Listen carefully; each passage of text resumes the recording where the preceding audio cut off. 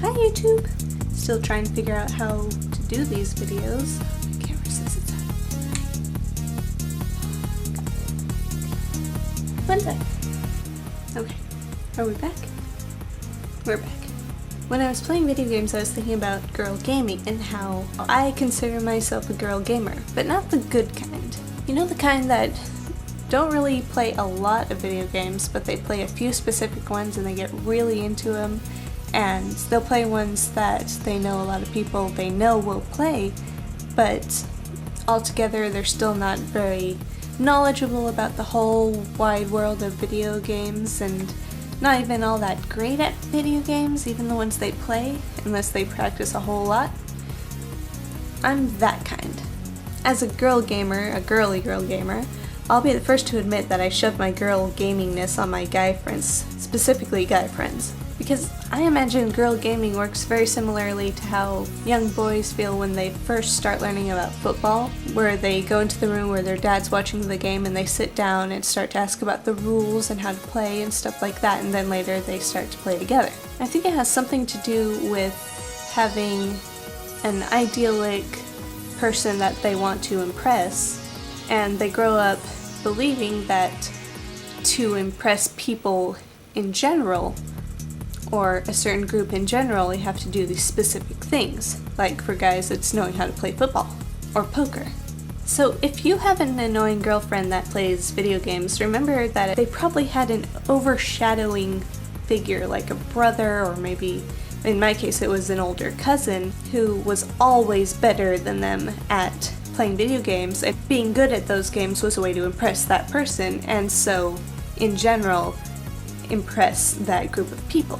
Like for me, I've always loved playing video games. I don't know where I picked them up, but even when I'm terrible at them, I love playing them. That's always true. If a girl's playing a game or video games and she's saying she's a girl gamer but she can't stand it, she really has a problem. And she's really desperately trying to impress someone. For me, I had an older cousin who always had all the game consoles, all the video games. He had Kirby, Sonic, Super Mario, Mario Brothers, all the Zelda games, the original Zelda games, Duck Hunt, and all the fancy things that went with it, like the shotguns and stuff. And because he had all those games and I didn't, I had to go over to his house to play them. He would get super good at these games and then would make fun of me while I tried to catch up to his level of awesome. But that's true for anyone who has to sit back and watch someone who's never played a game try and play through it for their first time. It seems like all the obvious stuff is so obvious and it's getting missed. So when you run into one of those annoying girl gamers that are talking about all these games that they play just because they know that you play them and they are obviously trying to get a little bit of attention, you gotta keep in mind that it's probably because they think that's just how they should act. It's the best way to try and bond with the rest of the group. Now, I'm not saying that there's not really good girl gamers, because there are. If you ever watched that show, what was it called? World Gamer or something like that? It was a great show. They took all the best video game players and pit them against each other in a game show. It was awesome. I'm speaking from the point of view of a girl who plays games, who gets a thrill out of achieving things in them, who will talk and talk and talk about a video game if I'm really into it, or if I started playing it after hearing other people played it, just so that I could show where I was in the game and, you know, get ideas about the game and just have something to talk about. Not to say that there aren't girls who overdo it, but yeah.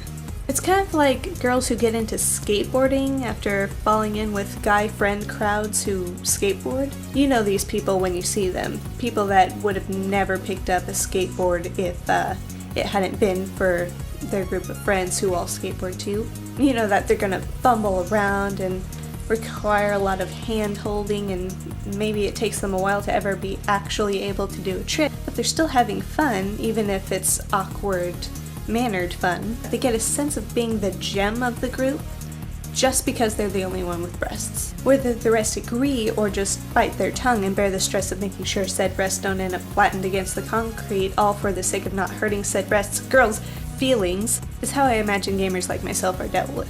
doesn't help that lately it's easier to call oneself a gamer because of the kind of games that are coming out. Rather than games like Duck Hunt and Mario, where the biggest secret you might share in one of those games is, did you know about those 3 tubes that you can jump into in that one room that'll let you skip levels?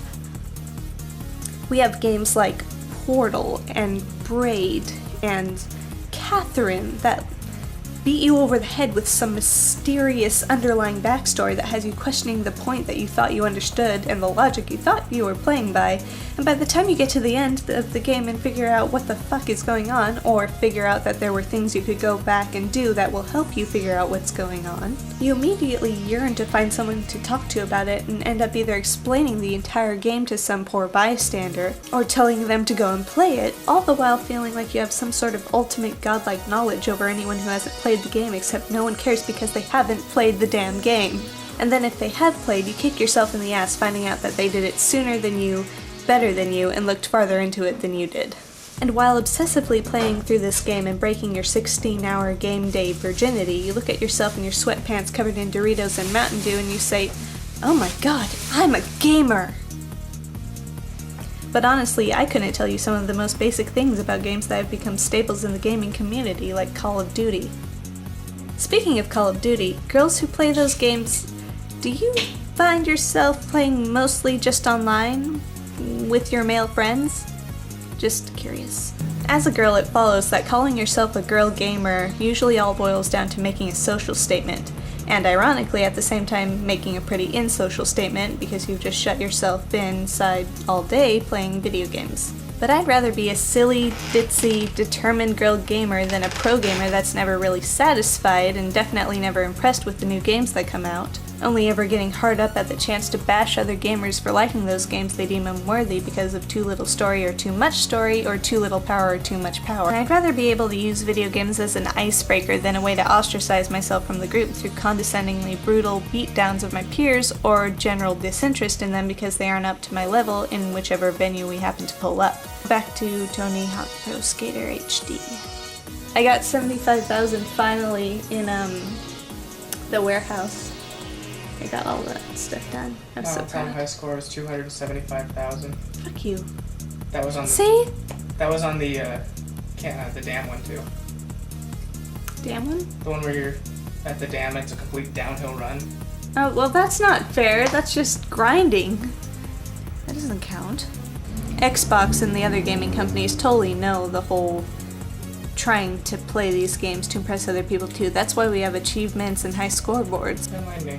Bragging rights.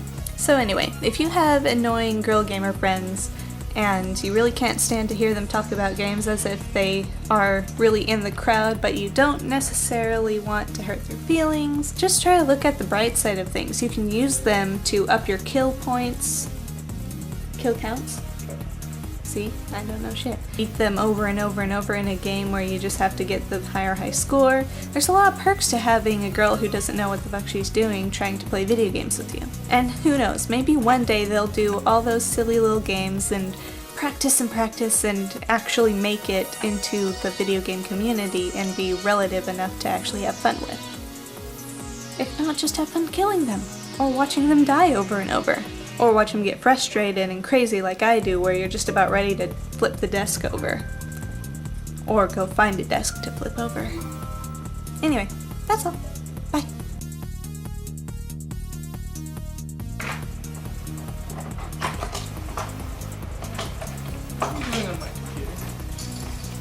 I wrote down stuff that I wanted to say, and then I couldn't do it off of my computer because it was so loud.